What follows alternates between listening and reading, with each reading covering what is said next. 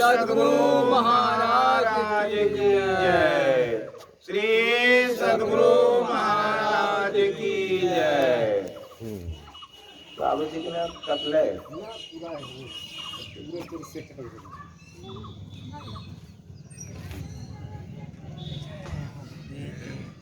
भक्ति ज्ञान विरागाप तो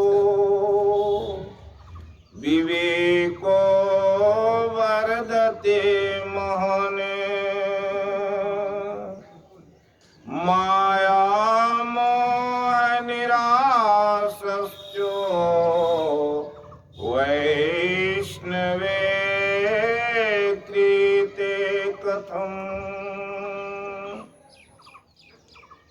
अखंड मंडलाकारम्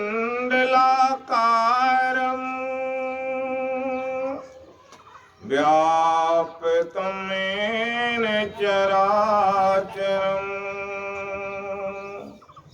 तत्पदं दर्शितम् येन सद्गुरुवे नमः। मूकं करोति वाचालम् पंगुं लंघते गिरिं तत्कृपातमं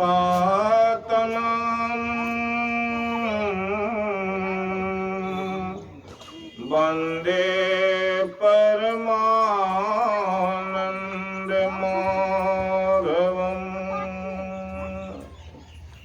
प्रातः स्मरणीय अनंत श्री विभूषित सद्गुरु महाराज के चरणों में शतकोटि नमन। उपस्थित धर्मानुरागी सज्जन धर्मानुरागिनी माताओं को नमन। अभी का ये शुभ घड़ी जो सत्संग के रूप में हम लोग को मिल रहा है, आप सभी को मालूम है कि श्री तेज नारायण गजक जी के यहाँ उनके नौनिहाल बच्चों के मुंडन संस्कार के अवसर पर यह सत्संग का आयोजन हुआ है। शास्त्रों में आया कि जब कोई संस्कार या कुछ अच्छे प्रयोजन के काम होते हैं तो श्रेष्ठ जनों के सानिध्य में किया जाता या किसी धर्म स्थली में किया जाता तो बड़ा ही फलदायी होता है। भगवान कृष्ण गीता के महात्म्य को कहते हुए कहे, इनकी कृपा किए, यत्र यत्र गीताया पाठं प्रवर्तते तत्र सर्वाणि तीर्थानि प्रयागयादीनि तत्र वै सर्वे देवाश्च ऋषयो पन्गाश्च तत्र वै गोपाला गोपिका नारदोद्धव पार्षदे सहायो जायते यत्र पाठ प्रवर्तते यत्र गीता विचारस्य पठनं पाठनं श्रुतं तत्राहं निश्चितं पृथिवी निवसामि सदैव। इस प्रकरण में भगवान कहने की कृपा किए, जहाँ ऐसे सदग्रंथ दिव्य शास्त्रों का कथन होता, पठन पाठन उद्घोषण होता है, तो कहने की कृपा किए सर्वे देवाश्च ऋषियो, सारे देवता ऋषि वहां उपस्थित हो जाते। नारद उद्धव पार्षदे, नारद उद्धव जो भगवान के पार्षद हैं वे वहां उपस्थित हो जाते और सर्वाणी तीर्थानि प्रयाग आदिनी तत्र वै, सारे तीर्थ उस स्थल पर आ जाते। प्रयाग आदि इस तरह से 16 तीर्थ का वर्णन शास्त्रों में आया, वे सारे तीर्थ वहां मौजूद हो जाते। फिर भगवान कहने की कृपा किए कि जब ऐसी स्थिति में मैं भी उस पृथ्वी पर जाने से नहीं रुकता, गोपाला गोपिका अपने गोपिकाओं के साथ मैं भी वहां निवास करता हूँ। ऐसे आज यहाँ पर मुंडन का जब संस्कार हुआ तो समझिए कौन छूट गए। सारे देवता ऋषि जहाँ आ जाते तो वहाँ वो जगह पावन हो जाता है। मुद मंगल में संत समाजो, जो जग जंगम तीरथ राजू। आज इनका घर है, संतों के आने से, सदग्रंथों को पढ़ने से उस पर जो चर्चा हुई, ये जगह पावन हो गया, तीर्थ बन गया। और ऐसे तीर्थ में क्या हुआ, यहाँ पर सारे कार्यक्रम संपन्न हुए। ऐसी स्थिति में सोचिए कौन से बात बच गए। मासी में ही परमहंस जी महाराज कहने की कृपा करे ये कि जहां अभी भजन है, क्या है, गुरु विराजे सर्वदेव पितर परिजन सो, सारे वो भी एक भजन के माध्यम में कहने की कृपा किए हैं कि गुरु में करें निवास, अति पावन गुरु मंत्र, मन ही मन जाप जपो, उपकारी गुरु रूप को मानस ध्यान थपो। जहाँ पर गुरु का ध्यान होता है ऐसी स्थिति में कैसी बात होती, वहाँ जाप होता है और वहाँ पर परमात्मा के ब्रह्म रूप का वास हो जाता। तो ब्रह्म जहाँ हो जाते उस जगह में क्या बच जाता है जहाँ। इसलिए कहने की कृपा किए हैं कि परमात्म गुरु निकट विराजे। जहाँ गुरु होते हैं वहीं परमात्मा होते हैं। बहुत सारे शास्त्रों में ऐसे साक्ष्य हैं कि जहाँ गुरु विराजमान होते हैं, संत हो जाते हैं, वहीं सारे देवता ऋषि और ब्रह्मांड के जितने चेतन वाले जीव हैं वो वहां उपस्थित हो जाते। भक्तों के वश में भगवान। एक व्यक्ति, एक राजा था, उस राजा को बड़ा ही कठिन बीमारी हो गया। वो बीमारी होने से राजा बड़ा व्याकुल रहता था और कहा, एक वैद्य आए, बोले कि इसे अगर हंस का, जो क्षीर सागर में हंस रहते हैं, उस हंस का जो है उसको लाया जाए, उसको मार करके दवाई बनाया जाए तो यह राजा स्वस्थ हो जाएगा। राजा वैसे लोगों को तैयार किया जो हंस ले आवे। राजा जो है चला, हंस, वो दो शिकारी थे, वो हंस को पकड़ने के लिए चला। वो क्षीर सागर में जाता था, हंस बहुत दूर से ही देखता तो भाग जाता। तो देखा हंस, ये जो शिकारी लोग थे कुछ देर ठहरे, देखा कि हंस किससे नहीं भागता। देखा कि कुछ संत लोग जा रहे थे तो हंस को कोई डर नहीं हुआ। क्यों? संत लोग अहिंसा का व्रत का धारण किए हुए रहते हैं, जिसे शास्त्रों में आया अभय दान कहा गया। अभयम, स्वयं अभय होता है, उसे किसी का डर नहीं। और संसार को भी अभय करने के लिए वो ज्ञान देते रहते हैं कि एक ब्रह्म सत्य है, जगत मिथ्या है। तो जब देखा कि संत को देखने से हंस नहीं भागता है, दोनों शिकारी संत वेश में हो करके हंस के पास में पहुंचे। हंस तो निर्भय था, वेश देख करके नहीं डरा, और उस दोनों हंस को पकड़ करके राजा के पास में लाया। जैसे राजा के पास में लाते हैं, भगवान सबके रक्षक है, सबको देखते हैं। भगवान भी क्या किए, एक वैद्य के रूप में आए और राजा से कहा कि राजन, ये संसार क्षण मंगूर है, ये शरीर क्षण भंगुर है, कुछ भी रहने वाला नहीं है। स्वस्थ होकर भी तुम क्या करोगे? राजा को बड़ी आस थी, हम स्वस्थ हो जाएंगे तो राजपाट करेंगे।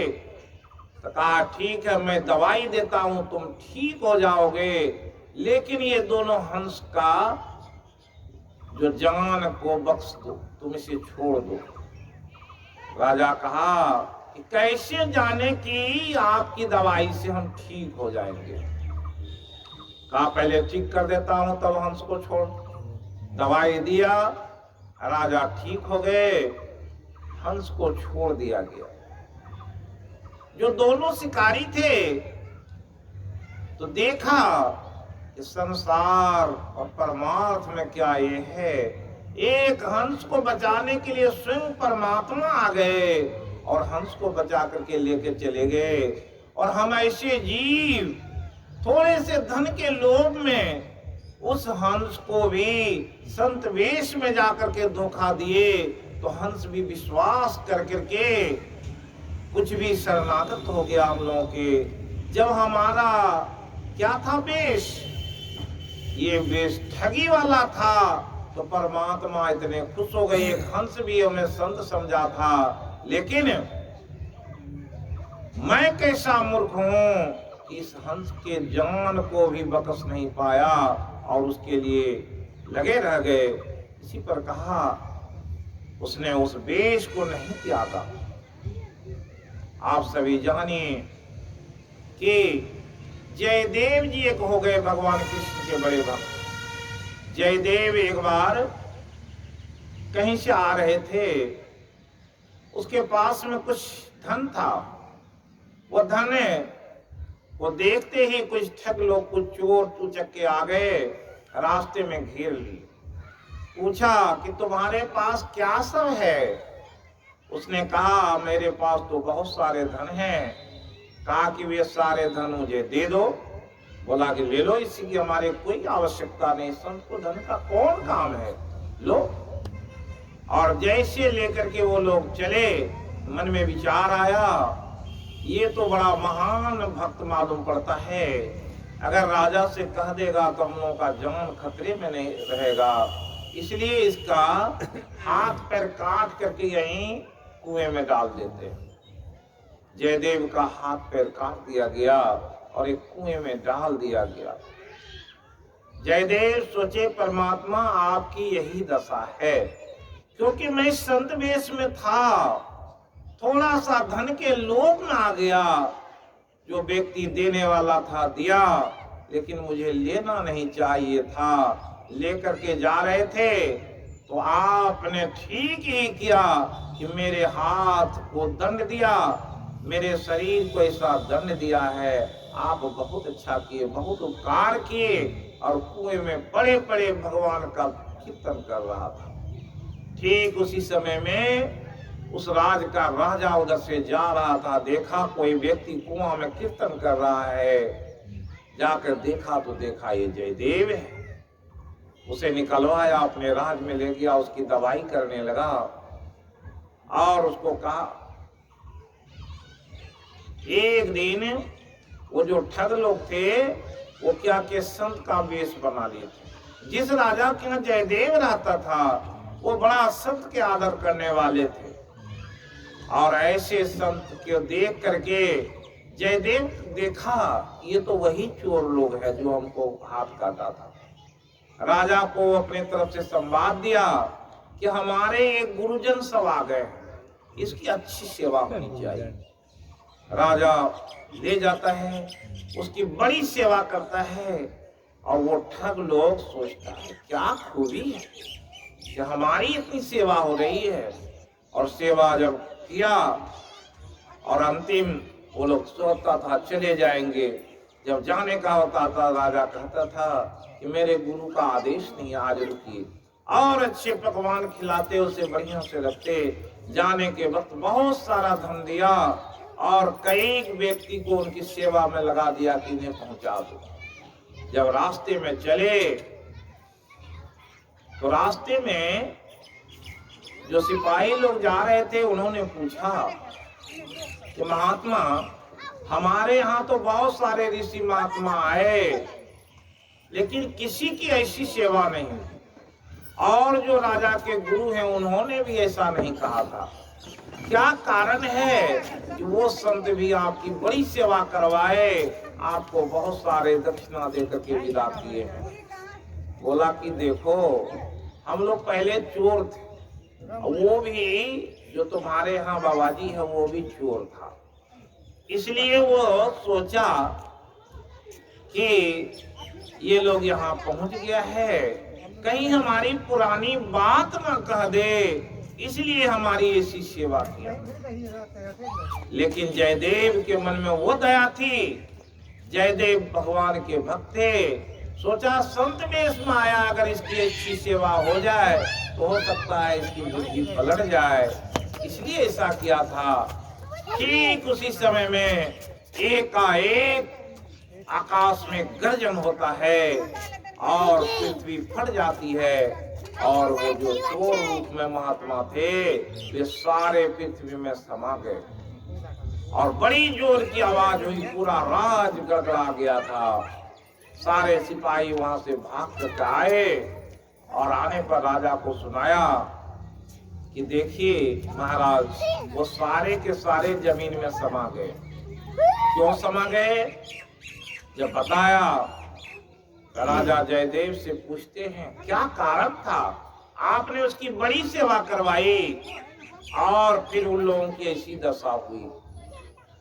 जयदेव बोले, महाराज वही व्यक्ति है जिसने मेरे धन को लिया था, मेरे हाथ को काट करके उस कुएं में डाला था, अगर वो आ गया तो मैं तो संत हूँ। संत क्या देते हैं? संत तो ज्ञान देंगे, उसको अच्छा ध्यान और ज्ञान की बात के लिए ही हमने प्रेरित किया था, इसलिए उतना सम्मान दिया।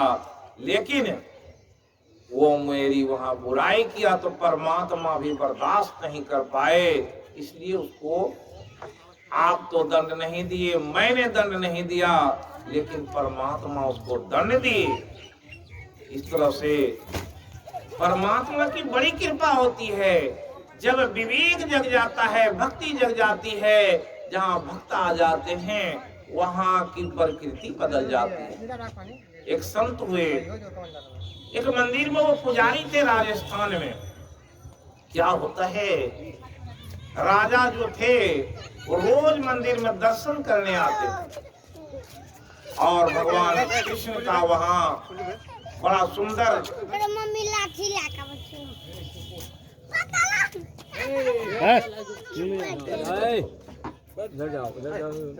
क्या हुआ कि शाम का वक्त हो गया था। उस पुजारी ने सोचा कि अब राजा नहीं आएंगे दर्शन में, तो क्या हुआ, जो भगवान के गले में माला डाले थे राजा के लिए, उस माला को कौतूहल में आकर के अपने गले में डाल लिया। तब तक देखते हैं जैसे गले में डाले, बाहर है अलग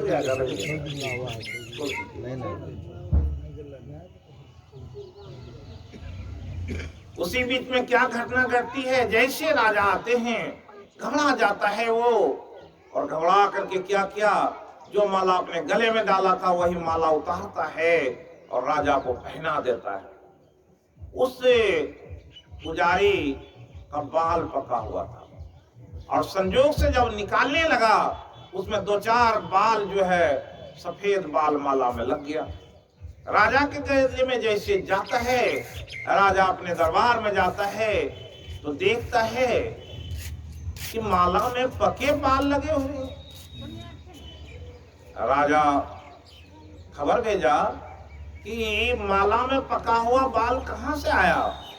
पुजारी ने कहा कि भगवान का वो बाल है।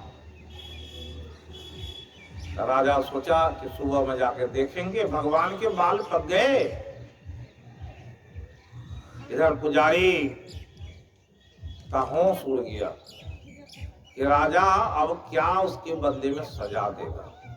आते हैं, सुबह में राजा के आने का इंतजार है और ये भगवान के सुमिरन में लग जाता है। तरह तरह से भगवान का मनन चिंतन करता है, ध्यान करता है और कहते हैं प्रभु अब जो भी मैंने सेवा की है वो सब आपके हाथ में है। आप तो पालनहार हैं, आप कुछ भी कर सकते हैं। इसलिए और ऐसा करते करते रोने लग जाते हैं, छटपटाते हैं, रात भर नींद नहीं आती है। जब सुबह में जाते हैं, राजा आता है तो राजा कहा तो चलो भगवान के दर्शन करते हैं।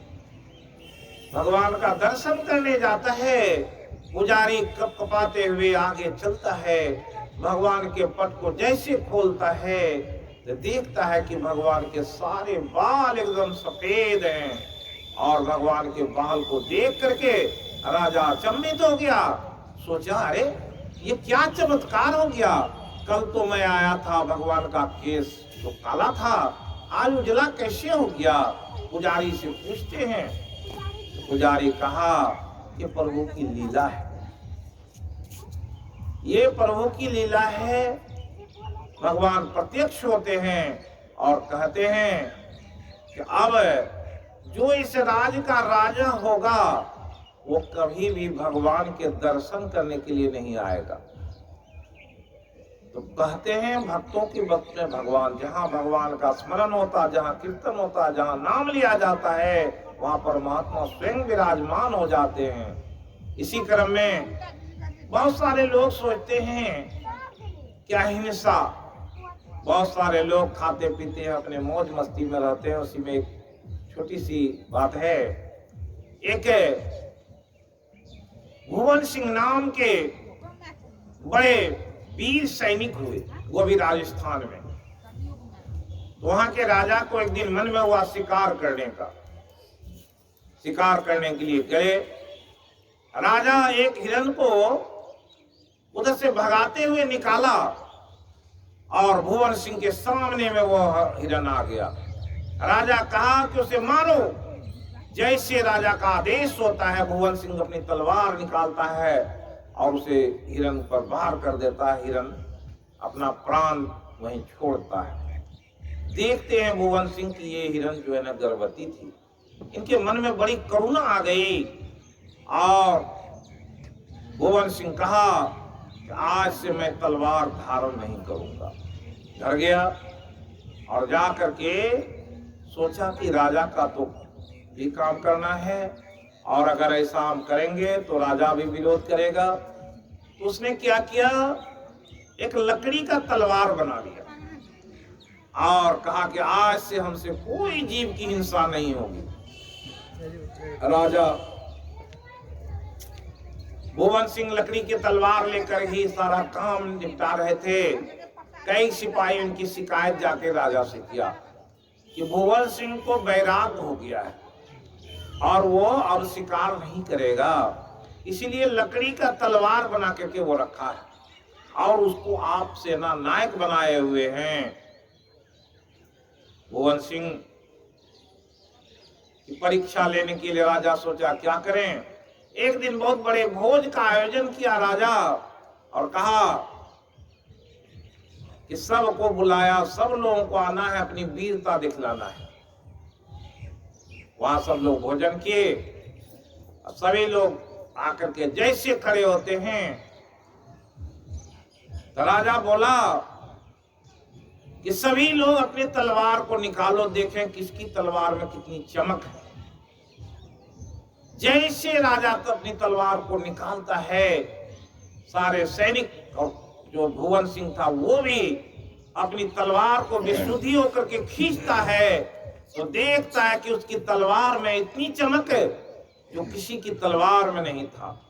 भुवन सिंह देख करके स्वयं आश्चर्य में पड़ गया और सोचा ये चमक कहां से लकड़ी की तलवार में आया।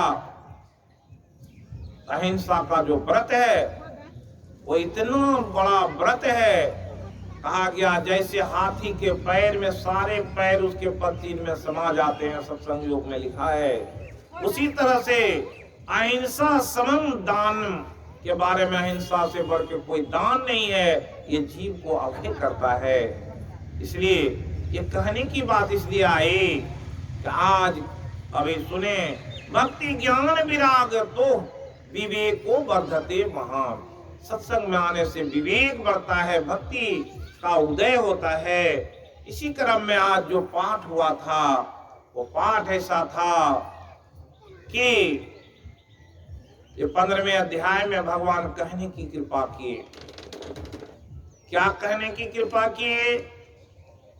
कि जीव को समझाए कि जीव और परमात्मा में कोई भेद नहीं है। आधाश्च ऊर्ध्वम, क्या है? ऊर्ध्वमूलम अधश्च शाखमस्वथम प्राहुर्वेयम छंदासी स्पर्णानि यस्तम वेद स्ववेदविद। अधश्च ऊर्ध्वम प्रसीता तस्ताखा गुण प्रवेधा विषय प्रवाला अधश्च मूलानि अनुसंतानि कर्मानुबंधनी मनुष्य लोके। हम लोग बहुत बार सुन चुके हैं।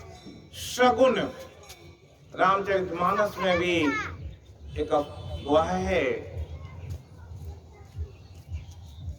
अगुण सगुण द्वयी ब्रह्म स्वरूपा अनादि अकथ अनंत अरूपा। कि सगुण रूप में ब्रह्म है और निर्गुण रूप में भी ब्रह्म है। और जो ब्रह्म है वो कैसे हैं, तो उसका उदाहरण देकर के भगवान समझाते हैं कि इसको जो समझ लेगा, इस ज्ञान को गहराई से जो समझेगा, तो वो परमात्मा से दूर नहीं, वो परमात्मा के निकट जाने के लिए हमेशा उत्सुक रहेगा, जिज्ञासु रहेगा, उसकी प्रेरणा से प्रेरित रहेगा। तो कहा कि एक ब्रह्म वृक्ष है और एक संसार का वृक्ष है। संसार के वृक्ष का जड़ नीचे की ओर, शाखाएं ऊपर की ओर हैं। और ब्रह्म वृक्ष का कैसा है? उसका जो जड़ ऊपर है, उसकी शाखाएं नीचे है।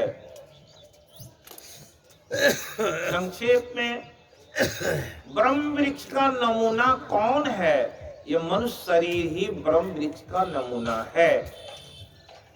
ब्रह्म वृक्ष का जड़ किधर है? ऊपर, और शाखाएं नीचे की ओर। आपका भी शरीर जो पिंडे सोई ब्रह्मांडे, बहुत बार सुने होंगे कि पिंड और ब्रह्मांड, ये ब्रह्मांड का नक्शा लिए वो मनुष्य शरीर है। ये शरीर कैसा है? ये योग करने वाला शरीर है, भोग नहीं। और जो संसार का वृक्ष है वो भोग शरीर का नमूना है। आप का जो मस्तक है, जिसे सुषुम्ना कहते हैं, आंख के ऊपर ब्रह्मांड का ये है, और उसके नीचे सारे जो हाथ पैर सब नीचे की ओर है। अगर किसी का तो मानना होता है इसका जड़ ऊपर है, गर्दन करता है तब मरता है। संसार के वृक्ष का जड़ नीचे की ओर है, इसलिए उसको नीचे काटा जाता है। इसको बताते हुए भगवान यहाँ पर कहने की कृपा किए कि तुम किस वृक्ष को चाहते हो? तुम तो ब्रह्म स्वयं हो, स्वयं वृक्ष का नमूना हो। अगर अपनी जो इंद्रियां हैं उसको जगाओगे और सिमटोगे, सिमटते सिमटते कहाँ ब्रह्म में प्रतिष्ठित हो जाओगे और संसार के लोग कहाँ हैं? ये संसार वृक्ष में चढ़े हुए हैं, सब उस जड़ को पकड़े हुए हैं। उसी को कहा अधश्चोर्ध्वं प्रसृतास्तशाखा गुण प्रवृद्धा विषय प्रवाला। ये ब्रह्म वृक्ष वाला आदमी स्वयं ब्रह्म जैसा है, और वो कहाँ? संसार वृक्ष पर चढ़ा हुआ है। कैसे चढ़ा हुआ है? गुण प्रवृद्धा, 3 गुणों, सात्विक, राजस और तामस के 3 गुणों के फेरे में पड़ा हुआ है। विषय प्रवाला, 5 विषयों के फेरे में पड़ करके उन कोपड़ों के फेरे में पड़ा हुआ है। अधश्च मूलानि अनुसंततानि। अगर कोई व्यक्ति चाहता है कि ये जो है ये गुण को और विषय को काटें, तो कहा कर्मानुबंधनी मनुष्य लोके। अपने कर्म के कारण मनुष्य 84 लाख योनियों में भरमता रहता है। कर्मानुबंधनी मनुष्य लोके, कर्मानुबंधनी, कर्म के अनुसार बंधन में पड़ता है, और इसी मनुष्य लोक में। इसलिए कहा कि ये मनुष्य शरीर जो मिला है ये भोग के लिए नहीं, योग के लिए है, परमात्मा को प्राप्त करने के लिए है। इस परमात्मा को प्राप्त करने की जो युक्ति है उसे कोई जानेगा तो क्या है? पहले सगुण ब्रह्म को जानेगा, फिर निर्गुण ब्रह्म को जानेगा, और इस तरह से जब जानेगा कि वो अनादि है, अनंत है, अरूप है, इस तरह से संत मत का सिद्धांत में बताया गया है कि वो किस तरह के हैं, उसके रूप के बारे में नहीं। आगे कह रहे हैं भगवान इसमें कि न रूपमस्ये तथोपलभते नानंतो न चादिर्न च संपत्तिष्ठ अश्वत्थमेनं सुवीरूढमूलं संगशस्त्रेण दृढेन छित्त्वा तत्पदं तत्परिमार्गितव्यं यस्मिन् गता न निवर्तन्ते भूयः तमेव चाद्यं पुरुषं प्रपद्ये यतः प्रवृत्ति प्रसृता पुराणी। रूपमस्ये तथोपलभते, ये जो ब्रह्म वृक्ष के बारे में कहा गया कि जिसका जड़ ऊपर है और उसकी टहनी पत्तियां नीचे है, ऐसा वृक्ष संसार में देखने से नहीं मिलता है। लेकिन इस वृक्ष को कौन जानता? इसके बारे में संत बताते हैं कि अगर इस ब्रह्म वृक्ष पर तुम चढ़ना चाहते हो तो क्या है? अपने शरीर में ही, जो अभी कह रहे थे, अद्भुत अंतर की डगरिया जा पर चलकर प्रभु मिलते, अपने अंदर में ही, इस शरीर में ही, मनुष्य शरीर में ही एक अद्भुत अंतर की डगर है। उस डगर पर कोई चलता है तो क्या होता है? उसे परमात्मा से भेंट होती है। ये भेंट किसे होगी? कहा, इसी में कहने की कृपा की, तत्पदम तत्परिमार्गितव्यम यस्मिन् गता न निवर्तन्ते भूयः। जो वो अद्भुत अंतर की डगरिया जा पर चलकर पर वो मिलते, इसकी खोज में लगा रहता है। तमेव चाद्यम पुरुषं प्रपद्ये यतः प्रवृत्ति प्रसृता पुराणी। ये प्रवृत्ति और परिसीता एक परंपरा जो है, एक संस्कार जो है, वो मनुष्य शरीर में पड़ा हुआ है। जब ऐसा ज्ञान संतों से मिलता है, कोई व्यक्ति उस वृक्ष पर चढ़ने की कोशिश करता है, तो संत क्या करते हैं? संसार वृक्ष से उतार करके इस परमात्मा वृक्ष की ओर अग्रसर कर देते हैं, उसे ज्ञान देते हैं, और परमात्मा कहे कि वो हम रहते कहाँ हैं और वहां तक पहुंचेगा कौन? तो उसके बारे में कहते हैं, निर्माण मोहाजित संग दोषा अध्यात्म नित्या विनिवृत्त काम द्वंद्वैर विमुक्ता सुख दुख संगैर गच्छन्त मूढ़ा पदम व्ययम ततः। उसकी खोज कौन कर सकता है? कहा, निर्माण मोहा, जिसने मान और मोह का क्या है संबंध उससे समाप्त कर लिया है। जित संग दोषा, जितने दोष जितने हैं उस सारे से अपना संग कर लिया है। अध्यात्म नित्या, जो नित्य अध्यात्म, अध्यात्म किसे कहते हैं? अपने आत्मा को पहचान करके आत्माधीनस्थ हो करके जीने की कला जानी है। निवृत्त कामा, विनिवृत्त कामा, काम क्या है? इच्छाएं हैं। अपनी इच्छाओं से जिसने इच्छाओं का दमन कर दिया है उससे निवृत्त हो गया है। द्वंद्वैर विमुक्ता, ये द्वंद्व से मुक्त होना। क्या है द्वंद्व? संसार और परमार्थ, ये द्वंद्व है, उसके बीच में मनुष्य पड़ा हुआ है। ये द्वंद्व से जो मुक्त होगा, द्वंद्व क्या है? संसार में है, काफी सुख है, जो कुछ खाते हैं, जो भोग करते हैं उसमें बड़ा आनंद है। अगर इसको छोड़ करके कोई परमात्मा की ओर चलता है तो क्या करना पड़ता?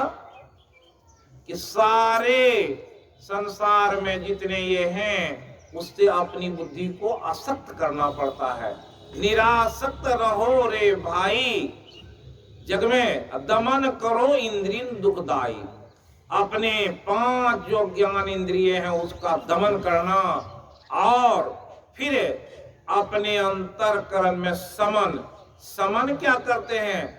समन का मतलब होता है अपने अंदर की सफाई। वो सफाई कैसे होती है? वो बेगर ध्यान के नहीं हो सकता। इसका ज्ञान संत दे देते हैं, तब क्या कहते हैं? अभ्यास योग युक्तेन चेतसा अन्योन्यगामिनः परमं पुरुषं दिव्यम याति पार्थ अनुचिंतयन्। जो हमेशा अभ्यास में लगा रहेगा, अनुचिंतन करता रहेगा, तो उसका क्या होगा? कि ये उसके दुख दूर होंगे। वासी में ही परमहंस जी महाराज एक छोटे से भजन में कहा, सतगुरु नित ही पुकारते, चीजत पाप समूह रहे। सतगुरु रूप ही में धारते, काम क्रोध मद लोभ दहे। कोई व्यक्ति गुरु के बताए हुए अनुसार अगर अपने को किसी भी नाम से जोड़ लेता है और नाम जपते रहता है तो क्या होती है? उसकी बुद्धि सिमटती रहती है। नाम क्या है? एक किस्म का साबुन है, उससे आपके जन्म जन्मांतरों के जो मैल पड़े हुए हैं उसकी सफाई होती है। क्यों? कि अगर नाम जप रहे हैं तो संसार की और बात आपके अंदर में नहीं आएगी।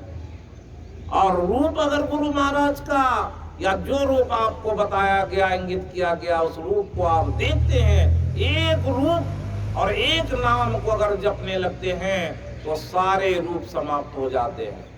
हो सकता है आपका प्रारब्ध बना, कर्मानुबंधनी मनुष्य लोके, कर्म के अनुसार आप बंधन में, बहुत सारे बंधन में पड़े हुए हैं। आप आए मनुष्य शरीर में, बहुत सारे प्राणियों की हिंसा कर दिए, आपको उन शरीर में जाना पड़ेगा। शास्त्र कहता है कि जो जिसकी हिंसा किया है उस शरीर में जाकर उसी तरह से भुगतना पड़ेगा। इसलिए कर्म किए, कर्म का फल भुगतना पड़ेगा। जो तभी बताए थे, 4 कारणों से 84 लाख योनियों में जाना पड़ता।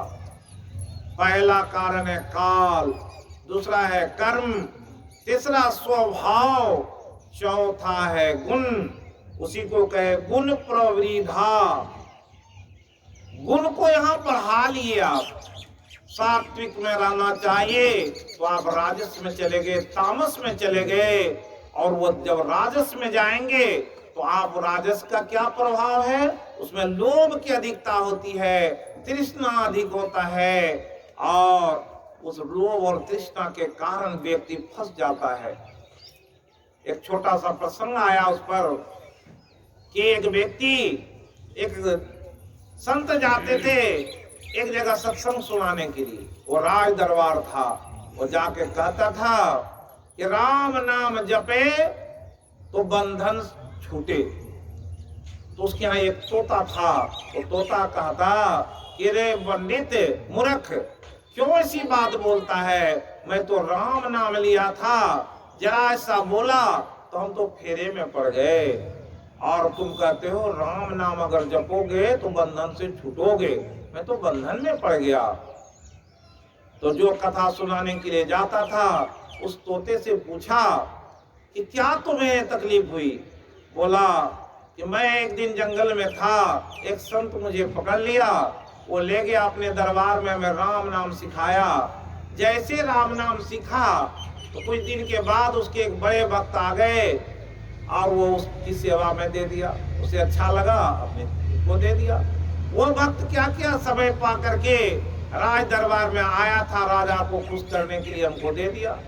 राजा खुश होकर के मेरे नाम को सुनकर के अपनी रानी को दे दिया।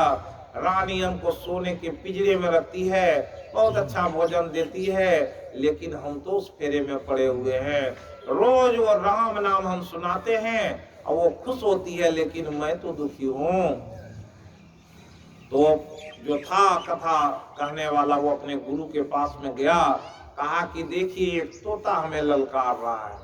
कहा कि ठीक है, ललकार रहा, चलो उसे हम बताते हैं कि बंधन में क्यों पड़ा है। गुरु तो सही बताया, लेकिन उसका पालन सही ढंग से नहीं कर रहा है। उस युक्ति से भक्ति न किया तो साईं स्वामी जी कहे, यदि युक्ति से भक्ति न किया तो सतपथ का ज्ञान कहाँ होगा। कि युक्ति है, भक्ति करने की भी एक युक्ति है, और वो युक्ति से अगर नहीं किया तो क्या होगा ना, दरस परस दुर्लभ बात। गुरु महाराज कहे दरस परस दुर्लभ बात। तो तुम जो चाहते हो, जिसका दर्शन चाहते हो, दुर्लभ बात है।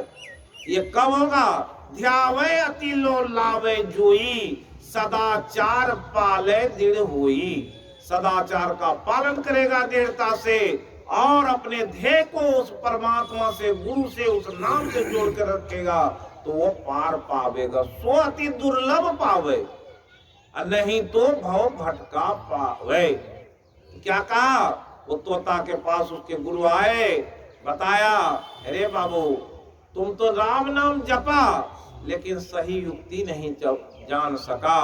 वो सही युक्ति तुम्हें बता देता तो तुम बेड़ा पार कर लेते। वो युक्ति मैं बताता हूँ, राम नाम जपो, जपते जपते मन को इतना एकाग्र करो कि जपते जपते तुम अपने आप को, प्राण को रोक लो, तो उसी दिन ये रानी तुम्हें फेंक देगी। जाना तो, लेकिन गहराई से नहीं जाना। तुम्हारी लगन कहाँ है, बाहरी तौर पर है, अंतर में तुम तो नहीं गए। इसलिए गुरु महाराज कहने की कृपा की है भजन के माध्यम से, आओ भक्तो सार भक्ति करू हो, आसार भक्ति करी संसार भरमत गई। आओ भक्तो, बाहर भरमन बाल खेलन जैसन। जैसे अभी यहाँ पर कहे कि ये जो बच्चे का मुंडन हुआ, इसको धूप, ये दूध दीजिए, धान दीजिए, वो सब क्या है, बाहरी है। हम लोगों ने क्या किया, यहाँ बैठ करके ध्यान किए। ध्यान करने से उस आत्मा को एक बल प्रदान किए। गुरु महाराज कहने की कृपा किए। संतों की वाणी है कि जब एक व्यक्ति ध्यान करता है, दूसरा जो आत्मा है उसको भी पुष्ट होता है। इसमें महर्षि संसेवी जी महाराज एक उदाहरण देकर के समझाए कि जैसे कहीं कोई आग जलाता है, अगर कोयला हो, लकड़ी का कोयला हो या जो भी हो, किसी भी वस्तु को जलाया जाता तो क्या होता, सारे इकट्ठे रहते तो जल करके एकदम लाल हो जाता है। लेकिन उसी में से एक दो कोयले को निकाल करके बगल में रख दिया जाता, जो बगल में पड़ जाता है वो लाल नहीं हो पाता है।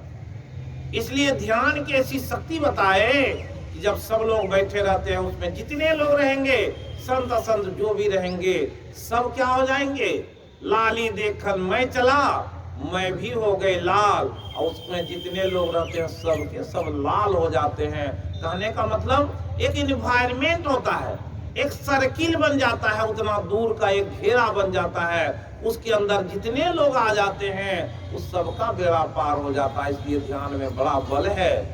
हम लोग ध्यान कर रहे थे, वो जीव हमसे छूटा हुआ नहीं था, ये संस्कार उसमें क्या हुआ, रूपांतरित हो गया।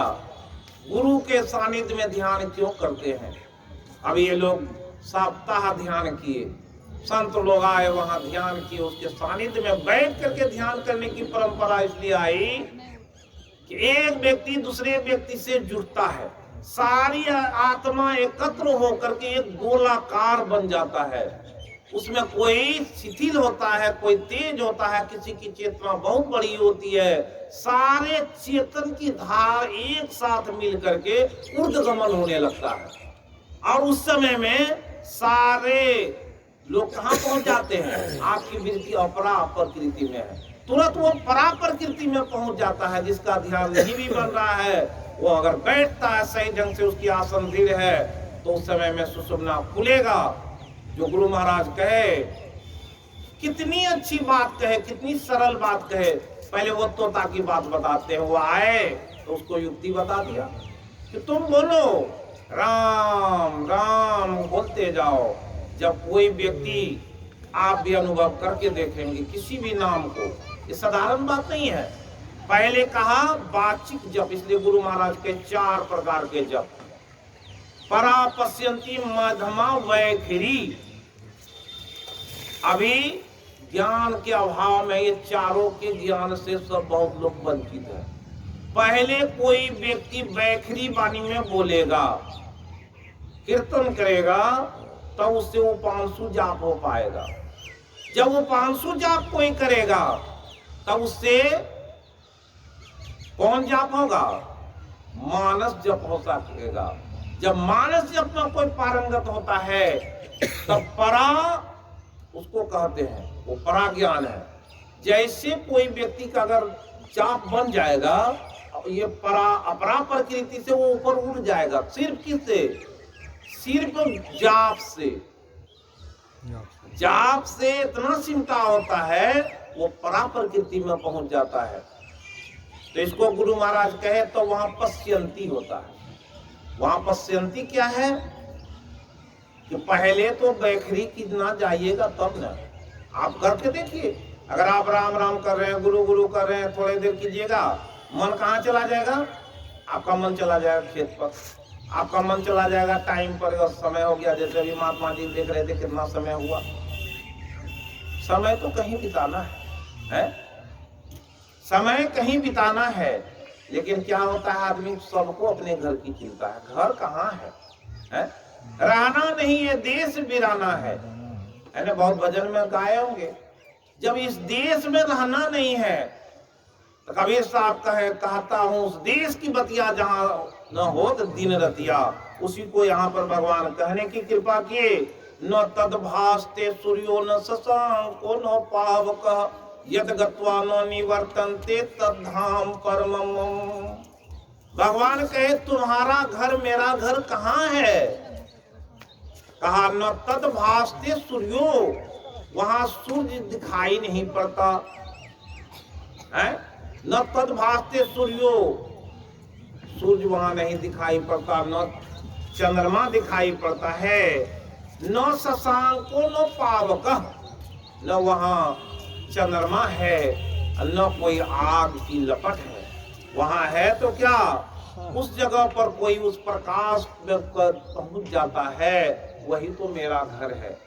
वो घर कहाँ है? उस घर का पता कितने लोगों को पास में है? वही आए उसके गुरु, उस तोते से कहा, अरे मूर्ख, नाम तो जपते हो लेकिन तुम्हें बाहर भरमन बाल खेलन जैसन अभियंतर धसु हो। अभियंतर, अपने अंतर में धसने की बात सोचो। अपने अंतर में धसने के लिए क्या उपाय है? गुरु महाराज बताए, पहले जाप करो। जाप क्या करो? भगवान कहे सततम कीर्तयन्तो यतन्तश्च दृढ़व्रता नमस्यन्तश्च माम नित्ययुक्ता उपासते। कहे भगवान कहने की कृपा की, अगर तुम वहां जाना चाहते हो, तत्पदम तत्परिमार्गितव्यम, जो उस परमात्मा का पद है, जो स्थान है, तत्परिमार्गितव्यम, उस मार्ग पर अगर चलकर पहुंचना चाहते हो तो क्या करना पड़ेगा? उस मार्ग पर चलने के लिए कुछ उपाय है, उस उपाय को करना पड़ेगा। सततम कीर्तियंतो, सततम कीर्तियंतो कैसे करेंगे? कभी चल रहे हैं तो उस नाम की मस्ती की कुमारी है, कहा भक्ति करे कोई मत वाला, कोई कौन करेगा? कोई दिल वाला, कोई मत वाला, कौन कर सकता है? ये भक्ति कौन करेगा? जो मत वाला होगा, दिल वाला होगा। मत वाला मतलब कौन? जिसका मत जो है ना, मत वाला कौन होता? मत वाला हाथी कौन होता? पागल। भक्त जो जब पागल होता है, गुरु महाराज अपनी जीवनी में लिख के दिखा दिए कि जब वो निकले तो क्या हुए थे? पागल के छद्म वेश में थे। एक छड़ी, एक छाता, और वो जो पहने हुए थे उसको भी क्या हुआ? घटवाल घाट मांगा तो वो भी छाता दे दिया। एक छड़ी था, एक अपने थे, चल रहे थे, चल रहे राह मनमानी है, और आंख में आंसू था और वो बैराग उत्पन्न था। तब उनकी खोज हुई, तत्पदम तत्परिमार्गितव्यम। तो वहां गुरु महाराज कहे उसको कि रे तोता, तुम तो जपते हो, जपते कैसे हो? जपते जपते अपने को शांत कर लो, और शांत जब होगे तो स्वतः ये प्राण स्पंदन बंद हो जाएगा। और वो जब देखेगी रानी कि तोता तो पड़ा हुआ है, तुमको निकाल के फेंक देगा। और तोता इस बात को जाना, खूब जोर जोर से राम राम कर रहा था, और धीरे धीरे राम राम किया, और धीरे किया, और थोड़े देर में कहता था राम, फिर थोड़े देर में राम। तब रानी सोची कि तोता को क्या हो गया है? बोलता था टै टै, आज देखते हैं बड़ा जल्दी जल्दी राम राम करता था, आज एक मिनट में एक बार राम बोलता है। धीरे धीरे रानी उधर आकर्षित हुई, देखा रे तोता को क्या हुआ? तोता टै कर दिया, तोता अपना बंद कर दिया, हाथ पे चलाना बंद कर दिया, उलट गया। देखी रानी तो क्या किया? बोला रे तोता तो मर गया, फेंक दो, अब इसको रखने से बेकार है। तोता को जैसे बाहर निकाल के फेंकता है, तोता राम नाम सत्य है, सबका यही गत है, रोज सुनते हैं, राम नाम सत्य है, सबका यही गत है। कहने का तात्पर्य क्या है? राम नाम तो सत्य था, लेकिन उसकी सत्यता को तुमने परखा नहीं। अगर राम नाम तुम जपते तो ये स्मशान घाट इस तरह से जो जा रहे हो न, ऐसे नहीं जाते, जो कबीर साहब कहे वैसे जाते। एक सिंहासन चढ़ी चले, एक मंधे जात जंजीर, है ना? नाम में वो शक्ति है। कौन शक्ति? इस नाम की शक्ति को अम्बरीश ने देखा है। अम्बरीश ने नाम की शक्ति को देखा, एकादशी व्रत किए हुआ था, है? दुर्वासा जी आए और दुर्वासा जी पर नरक पड़ा, तो संत को देख करके कौन नहीं उल्लासित होता है। कहा प्रभु बड़ी अच्छा हुआ आप आ गए, हमारे एकादशी का पारण का समय हो गया है। तो बोले तुरंत में नहा करके आता हूँ, और गए नहाने के लिए। वहां अपना लग गए, ब्राह्मण थे, बहुत सारा मंत्र जपते जपते उसका समय जा रहा है। इनका एकादशी द्वादशी में प्रवेश होने वाला था। अम्बरीश कहा अपने सारे भक्तों से कि क्या करें? तो सब लोग ब्राह्मण सजेशन दिए कि थोड़ा सा जल का पान कर लीजिए, उससे कुछ नहीं होगा, आपका पारण भी हो जाएगा, और ब्राह्मण देवता आएंगे तो उसके साथ भोजन कर लेंगे। लेकिन क्या हुआ? ये जल का पान तो कर लिए, वो ब्रह्म ऋषि थे, जान गए, सबकी मन की बात जानते थे। आए दुर्वासा अपने रूप में, कहा रे तुम अवहेलना कर दिया, संत की अवहेलना, तुम्हारी अभी दुर्दशा करते हैं। दुर्वासा वो क्या किए? तुरंत अपने बल से तुरंत एक शक्ति पैदा कर दी। वो शक्ति जो है वो अम्बरीश की ओर दौड़ा। अम्बरीश को वो लपेटना ही चाह रहा था। क्या हुए? वो जो बैठे हुए हैं परमात्मा, वो देखा, वहां से चक्र सुदर्शन उनका चल लिया। अरे मेरे भक्त को तुम दिखा नहीं सकते, और वहां चक्र सुदर्शन बीच में आ गया। वो जो शक्ति पैदा की उसका विध्वंस कर दिया। आप दुर्वासा के तरफ दौड़ा, दुर्वासा भागने लगा, दौड़ने लगा, तीनों लोक में गए, ब्रह्मा विष्णु महेश के पास में गए। सब लोग बोले कि भक्त का कोई अपमान करता है तो उसको बर्दाश्त हम लोग भी नहीं कर सकते, जाओ उसी विष्णु के शरण में। फिर विष्णु भगवान के पास में गए, कहा कि ये चक्र सुदर्शन को रोकिए महाराज। कहा कि हम भी नहीं रोक सकते, अब ये भक्तों के आदेश में चल रहा है, इसका एकमात्र वही रोक सकता है, अम्बरीश ही रोक सकता है। और जब उसके पास में आया तो कितना दिन बीत गया था, 1 साल। तब तक अम्बरीश वहीं पर खड़ा था जिस जगह पर दुर्वासा जी को छोड़े थे, और इंतजार में 1 साल गुजर गया। 1 साल के बाद दुर्वासा जी आए थे और कहा, अम्बरीश तुम क्षमा कर दो हमको और इस चक्र सुदर्शन को रोको। तो अम्बरीश कहा कि अगर हम भगवान की भक्ति सही ढंग से किए होंगे तो आप महाराज जी रुक जाइए। और वो सुदर्शन रुका और फिर सभी लोग भोजन किए। तो इस तरह की बात इसलिए कहा गया कि ये ईश्वर का अंश और जीव अविनाशी है, इसे बहुत कुछ मालूम है, सब सुविधा प्राप्त है, लेकिन क्या है, इसको कहा कभी भी बताए थे कि हमारी इंद्रियां इतनी चंचल है, इतनी विबल है, संसार में ऐसी भक्ति हुई है कि संसार वृक्ष को पकड़े हुए है। ये क्या है, भगवान कहे, नो माम दुष्कृति नो मूढ़ा प्रपद्यन्ते नराधमा माया पारित ज्ञाना आसुरम भावम आश्रिता। सुबह में भी कहे थे, ई घोरे कलो जीवस्व आसुरताम गता। ये जीव में आसुरी प्रवृत्ति हो गई है। आसुरी प्रवृत्ति क्या है, और जो देवता की प्रवृत्ति क्या है। असुर में भी देव, दानव और राक्षस 3 कैटेगरी के थे। दैत्य दानव के बारे में आप लोग सुने होंगे। अभी लोग समझते हैं सारे असुर मतलब सभी राक्षस, राक्षस अलग है, दैत्य अलग है, दानव अलग है। 3 कैटेगरी में वो उस जमाने में थे जिसको भगवान नाश कर दिए। और हमारे में भी आज संसार के लोगों में वो आसुरी वृत्ति आ गई है, कलयुग का प्रभाव हो गया है। इसलिए क्लेश क्रांत तस्यैव शोधन किम परायणम। अपने क्लेश को आवागमन का चक्र या जन्म मरण का चक्र है, 84 लाख जोनियों में भ्रमण करने का जो चक्र है, इसको कौन जानता। सब लोग निर्गुण ब्रह्म को जानना चाहते हैं, सगुण ब्रह्म को नहीं जानना चाहते। क्यों नहीं जानना चाहते, है नियरे सूझत नहीं, नजदीक में ही है लेकिन सूझता नहीं है।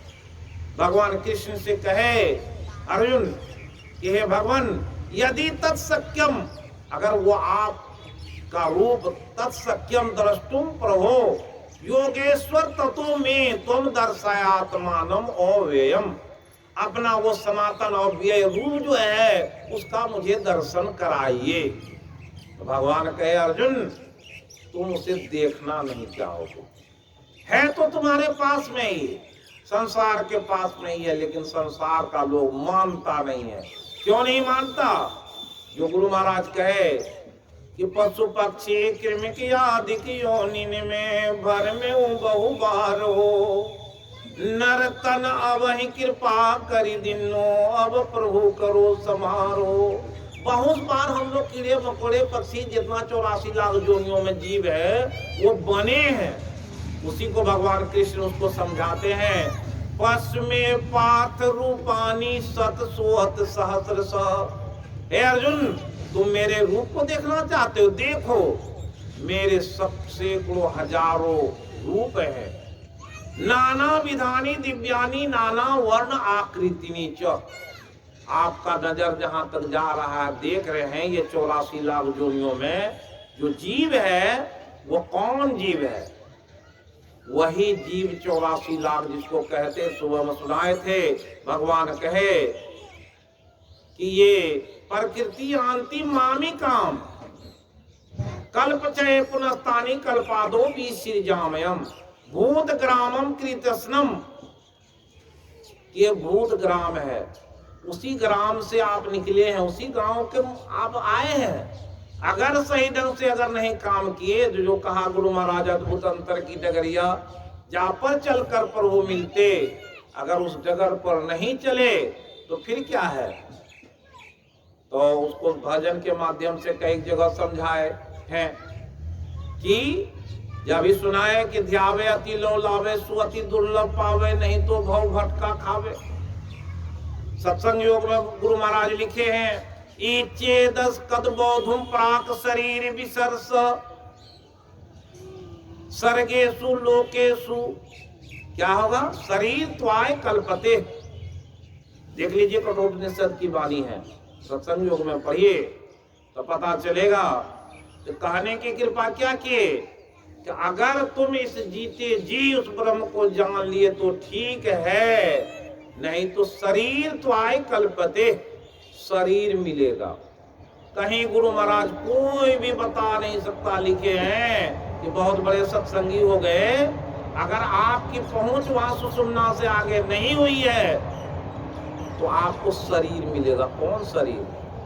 वही जो अभी भगवान कह रहे हैं, पश्चिमे पार्थ रूपानी शतसो अत सहस्रशो, नाना विधानी दिव्यानी नाना वर्णाकृतिनी चो, पश्चादित्यान वसुन रुद्रान अश्विनो मरुतस्तथा, बहुन दृष्टि पूर्वाणी पश्चाश्चर्यानि भारत। हे अर्जुन, तुम जो मुझे देखना चाहते हो देखो, लेकिन तुम इसे मानोगे?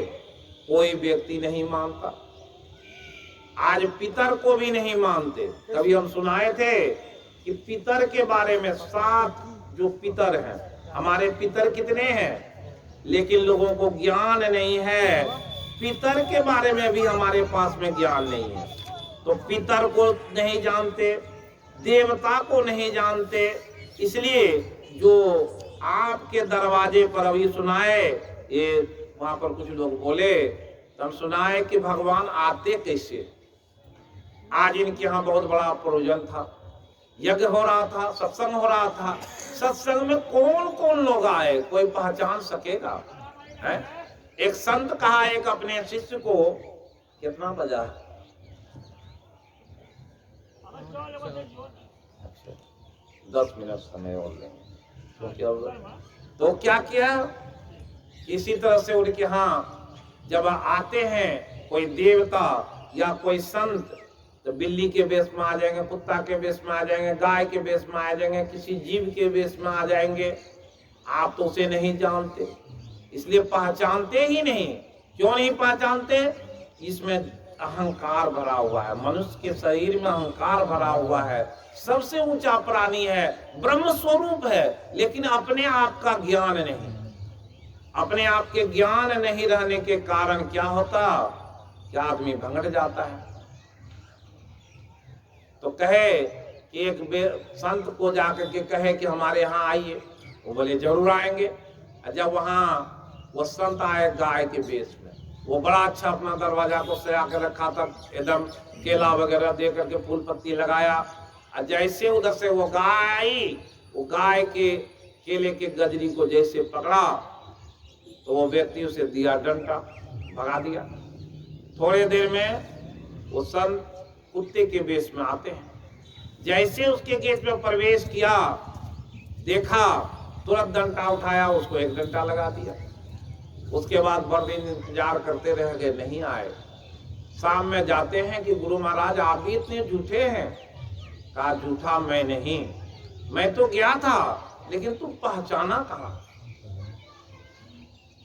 तो कहा आप आए थे? कहा जरूर गया था, मैं गाय के वेश में गया था, क्योंकि हम उस वेश में जाते तो बहुत सारे लोग वहां जमा हो जाते, तो हम गाय के वेश में गया था और तुम्हारे यहाँ प्रवेश करना ही चाह रहे थे कि तुम क्या किए, डंडा चला दिए।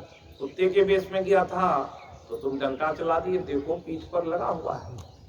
गुरु महाराज भी ऐसा ही कहे, सिरधर बाबा को कहते बांस लाने के लिए। जब वो बांस की गाड़ी लेकर के गए, बालू में फंस जाता था, तो बार बार कहते थे जय गुरु महाराज, जय गुरु महाराज, और बैल को चलाते थे। गुरु महाराज आकर के गाड़ी में धक्का दिए।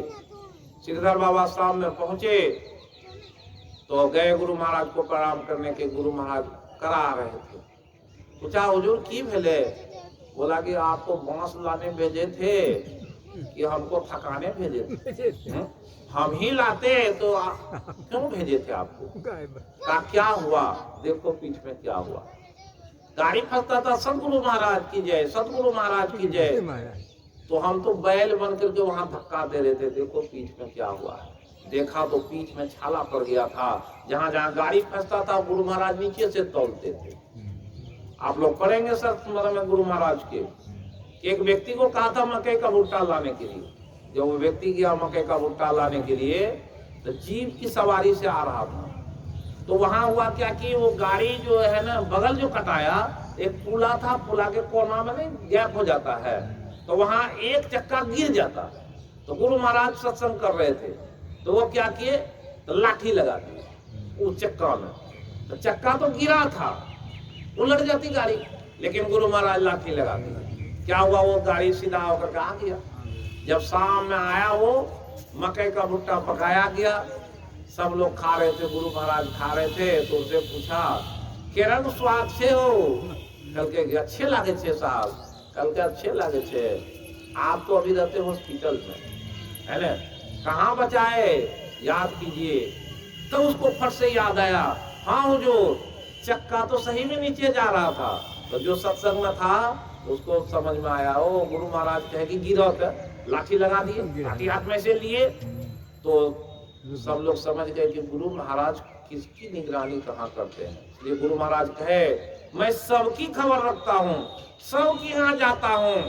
जब 3 बजे जाता हूँ, उसे जगाने का प्रयास करता हूँ, तो क्या होता है, वो सोए रह जाता है, जगता नहीं है। संस्मरण को पढ़िए बहुत सारे। इसलिए गुरु महाराज कहे कि सुखमन में झलके एक तारा। अगर कोई व्यक्ति प्रथम ही धारो गुरु को ध्यान, हो श्रुति निर्मल, हो बिंदु ज्ञान। उसी में आगे कहने की कृपा किए, दो नैना बीच सन्मुख देख। अगर दोनों नैन के बीच में आप सन्मुख देखते हैं तो क्या मिलेगा? मिले एक बिंदु, मिले 2 रेख। सुख मन में झलके तिल तारा, निरख सूरत 10वीं द्वारा। जैसे उस पर आप टिकेंगे तो 10वां दरवाजा खुल जाएगा। लेकिन कब खुलेगा? युक्ति से करेंगे तो। लेकिन मन कहाँ है? संसार में, संसार वृक्ष में, ये 5 विषयों में लगा हुआ है। इस तरह से क्या है, हमारी वृत्ति सिमट नहीं पा रही है। ये सिमटाव का एकमात्र तरीका है मानस जप। ये 4 प्रकार का जप है। इसलिए हमेशा कीर्तन करना चाहिए पहले, और कीर्तन जब बन जाएगा, जब ऐसे वाचिक जप हो जाएगा, तब आपको 500 जप अगर चुपचाप भी कर रहे हैं, जा रहे हैं और गुरु गुरु कर रहे हैं तो चलेगा, याद रह जाएगा। लेकिन अगर वो भी नहीं हुआ, आप सोचिएगा मानस जप, बैठिए। जैसे बैठे तो क्या कहा, अभ्यास योग युक्तेन चेतसा नो अन्योगामिना परमम पुरुषम दिव्यम याति पार्थ अनुचिंतयन। अनुचिंतन कहते हैं जो बार बार चिंतन करता हो, बार बार चिंतन करता हो, रिपीटेशन, बार बार अपनी चक्र को दौड़ा रहे हैं। कर से कर्म करो विधि नाना, मन राखो जहाँ कृपा निधाना। ऐसा जब मन बनेगा तब आपके पास वो धन आएगा। कौन धन? हमारे सतनाम धन खेती। आपन काज सवारू रे, नाम का तेल सुरत की बाती, ब्रह्म अगिन उदगारू रे। झूठी जान जगत की आशा, बारंबार विसारू रे। जगत की क्या आशा है? ये जो माया है, जिसको कहे धन प्रत्यक्ष माया है, पुत्र प्रत्यक्ष माया है, स्त्री प्रत्यक्ष माया है, और जो आपका ज्ञान जो है वो भी प्रत्यक्ष माया है। ये ज्ञान को कहा ये बहुत बड़ा मद है। कोई अपना, कोई गायक है, कोई वादक है, कोई बहुत बड़ा विद्वान है, उसको बड़ा अहंकार रहता है। वो अहंकार क्या करता है? उसको भटकाते रहता है, दूसरे का सुनना नहीं चाहता और अपने जानना नहीं चाहता। जो जिज्ञासु होता है लोगों से जानने की इच्छा करता है, कैसे जाने। जो जानता है वही कर पाता है। मनुष्य शरीर, इसको बड़ा अच्छा एक भजन के माध्यम से कहा कि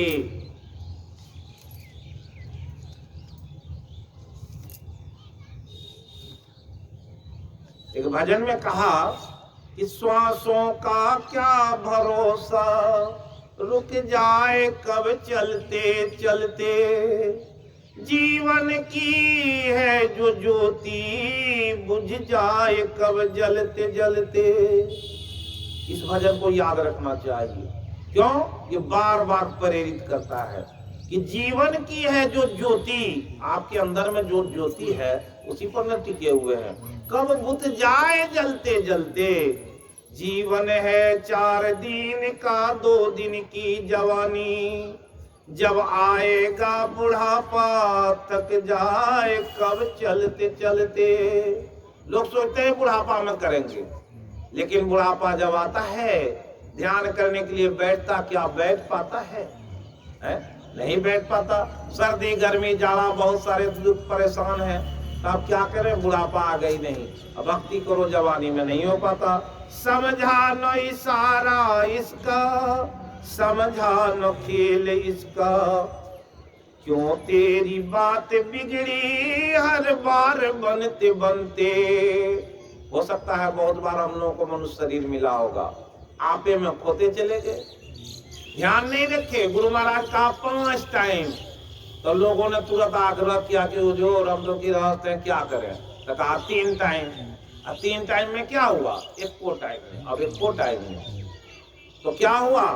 वही बात को इसमें कहे कि क्यों तेरी बात बिगड़ी हर बार बनते बनते, तेरे साए जाए रजनी तेरे कर्मों की कमाई। कर्म करेंगे तब तो, कर्म से ही कर्म करता है। कर्म क्या है? जितने खराब कर्म कीजिए, पाप कर्म किए, वो कर्म कौन सा कर्म? यही तो ध्यान है, मानस जप है, जो करेंगे उससे आपके सारे कर्म कट जाएंगे। गीता में दिया, यथे धान से समिधो अग्निर्भस्म सात कुरुते अर्जुन, ज्ञानाग्नि सर्व कर्माणि भस्म सात कुरुते तथा। अगर कोई व्यक्ति अपि चेतसि पापे भी सर्वे भी पाप कृतमः सर्वम ज्ञान प्लवेनेन ब्रिजनम संतरिष्यसि। संत लोग कहे कितना भी बड़ा पापी हो, लेकिन हमारी इस नौका में बैठ गया है तो उसके सारे पाप नष्ट हो गए हैं। उसी को कहा कि तुम्हारे साथ में तेरे कर्मों की कमाई है। गए जग से बादशाह भी यूं हाथ मलते मलते, अब तक किया तो कुछ अब तक हरी सुमर ले, कर रही है जिंदगानी की ये शाम ढलते ढलते। जिंदगी की शाम तो ढल रही है, क्या है? बुढ़ापा आ गया, फिर भी साईं स्वामी जी कहे बालापन खेल खेल कूद में तरुणाई मदमान, अब तो वृद्धापन में धन रुजन के तृष्णा छुए छे आसमान हो। जो बूढ़ा हो जाता है उसको और माया पकड़ता है, तृष्णा धन और जन के। क्या कहते हैं बूढ़े लोग कि धन थोड़ा बढ़ जाता है, हमको 3 बेटा है, अगर 3 बीघा जमीन है या 2 बीघा है तो सोचता है 1 बीघा और हो जाता तो वो 3 बेटा को बराबर हो जाता। अगर किसी को 5 कोठरी का मकान है, सोचता 6 कोठरी का हो जाता, 2-2 हो जाता। तो धन आरोजन, अब बेटा है तो बेटा के रोजगार के चक्कर में पड़े रहते, इन सबको भी रोजगार हो जाता तो अच्छा होता। कुछ धन हो जाता तो दे देते, ऐसे नहीं ऐसे उसकी नौकरी लग जाती, इसका काम लग जाता। तृष्णा जो नहीं छोड़ रहा, तृष्णा क्या है? प्रत्यक्ष माया है, यही तो भूख है। इसलिए कहा कि सकनोति है या सोढ़ुम प्राक शरीर विसर्सा, काम क्रोधोद भवम बेगम। जो काम क्रोध के वेग को सह लेता है, सो सुखी न रह, वही आदमी सुखी है। भगवान कृष्ण कहे सकनोति है या सोढ़ुम प्राक शरीर विसर्सा, इस शरीर के समाप्त होने से पहले जो अपने काम को जला दिया, काम मतलब इच्छा है ना, अपनी इच्छा का दमन कर लीजिए तो कुछ नहीं है। अष्टावक्र ऋषि पूछे थे जनक जी, कथम ज्ञानम अवाप्नोति कथम मुक्तिर भविष्यति वैराग्यम च कथम अवाप्नोति। कहा कि ये तीनों का जवाब दीजिए। तो अष्टावक्र जी एक श्लोक में जवाब दिए। कहा कि न त्वं पृथ्वी जलम अग्नि वायु द्यो न भवान एसाम साक्षिणम आत्मानम चित्रूपम विद्धि विमुक्तये। एक लाइन में समझा दिए कि तुम्हारा शरीर 5 तत्व से बना हुआ है, लेकिन तुम न मिट्टी हो, न जल हो, न अग्नि हो, न वायु हो, न आकाश हो। तुम क्या हो? तुम आत्मा हो। और अपने चित्त में जाकर के बैठ जाओ तो तुरंत मुक्त हो जाओगे, हैं? आत्मज्ञानी हो जाइए तो पता चलेगा कि ये तो हमारे पुत्र जो है, हो सकता है वो हमारा कर्जदार हो, हमारी पत्नी जो है वो बहुत बड़ा किस जन्म का कर्जा चुकाने के लिए हमारे साथ में बैठी हुई है। जब ऐसे सोचेंगे, विरक्त का भाव क्या है?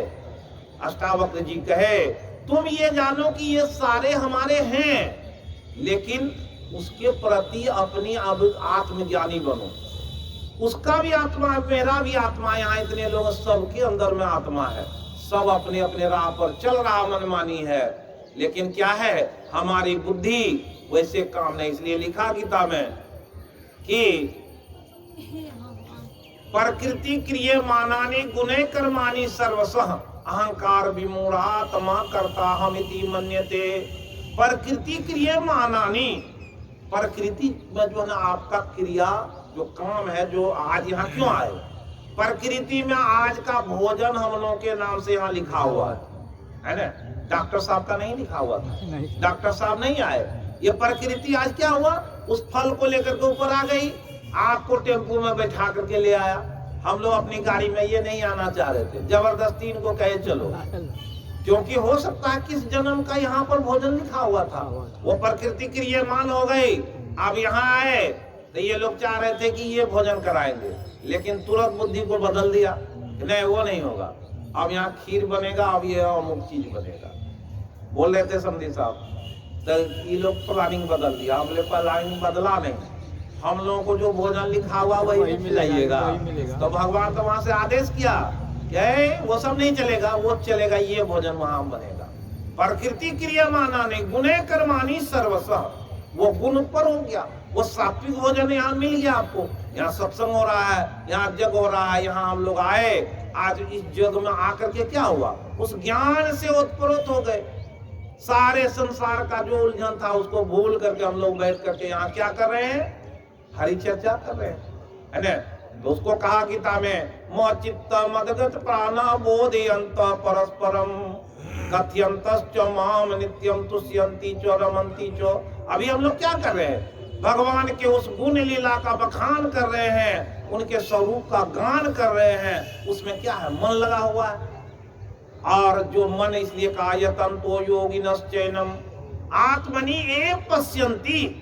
जो योगी होते हैं, जो भक्त होते हैं, वो अपनी आत्मा में ही परमात्मा का दर्शन करते हैं। और जो यतन्तो अपकृतात्मानम नैनम पश्यन्ति चेतसः, वो कितना भी चेतना करे, कितना भी बुद्धि लगावे, क्या परमात्मा को अपने अंदर में पा सकते हैं? अपनी बुद्धि में पा सकते हैं? अपने ज्ञान में पा सकते हैं? नहीं। ज्ञानी को ही ज्ञान के द्वारा वो मिलता है। इसलिए कहा ज्ञानम ज्ञान गम्यम हृदय सर्वस्व स्थितम। कोई ज्ञानवान भी जब अपने ज्ञान में गम होता है, मतलब अपने ज्ञान से प्रवेश करता है, तो अपनी आत्मा में उसको देखता है। इसलिए सबसे बड़ा बात कहा समम सर्वेषु भूतेषु तिष्ठन्तम परमेश्वरम। जो संसार में सब जीवों में परमेश्वर को देखता है, तो कहा यह पश्यति स्वपश्यति, वही तो सही बात देखता है। इसलिए कहा समम सर्वेषु भूतेषु तिष्ठन्तम परमेश्वरम नो हिनस्ति आत्मानम आत्मानम ततो याति पराम गतिम। जो अपने आत्मा के जैसा ही संसार के 84 लाख योनियों में जितने जीव हैं, सबको सगुण रूप में देखता है। भगवान राम गए थे जंगल में, क्या कहते थे?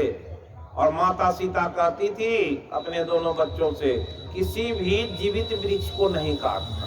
क्यों? ताकि उसमें परमात्मा का वास है।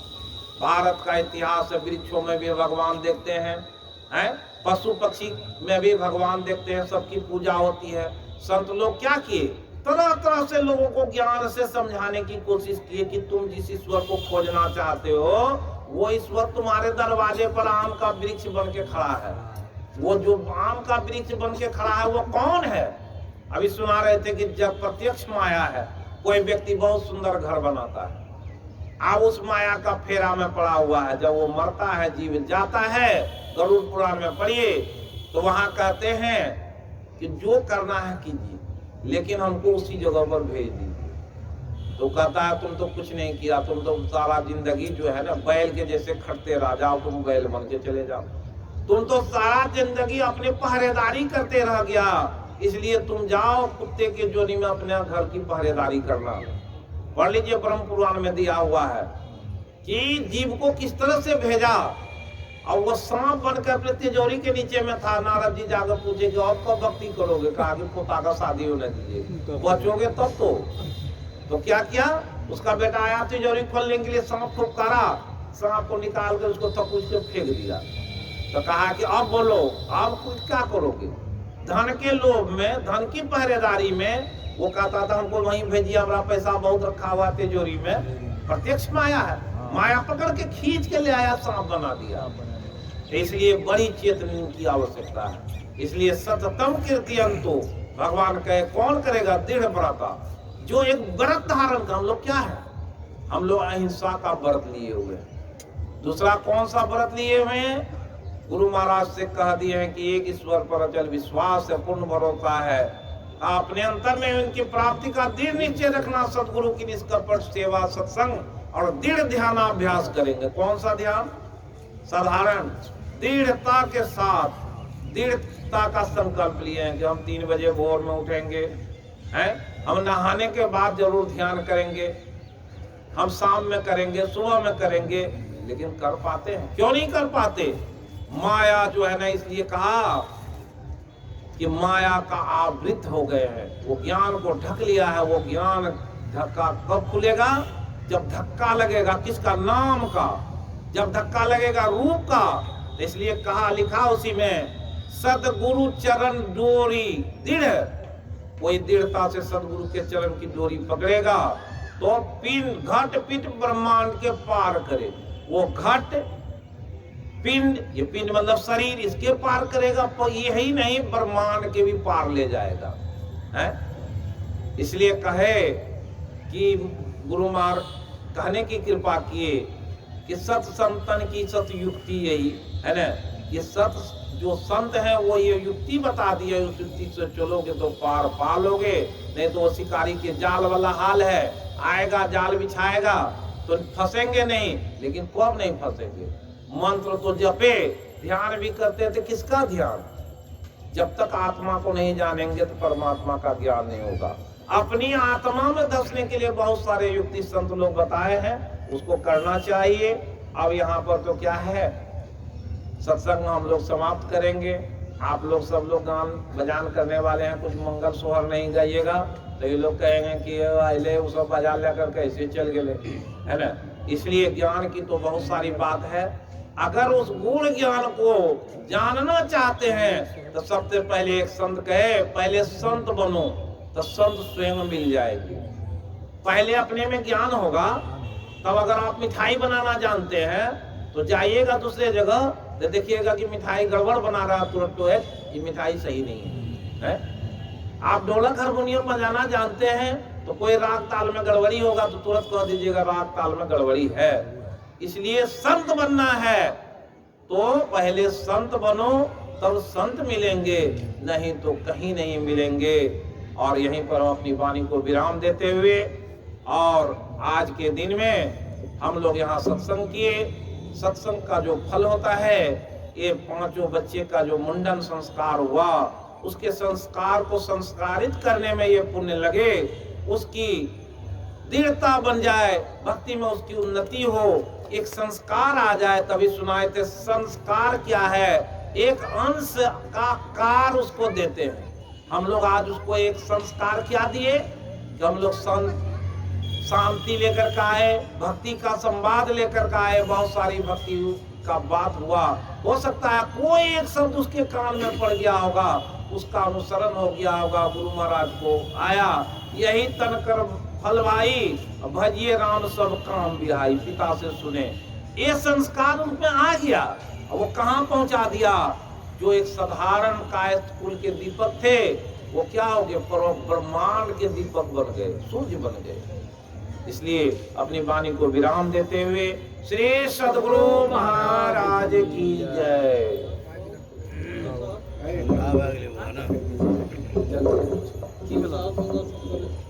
कहिए जो जो कहना है। अरे हुआ तो हमने 5:30 उतना गिर बहुत चलता हम गाड़ी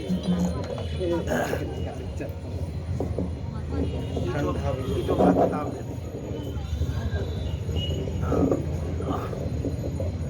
सब लोगों के पास कुछ कुछ चले, सबका दुकान तो अच्छा रहता है।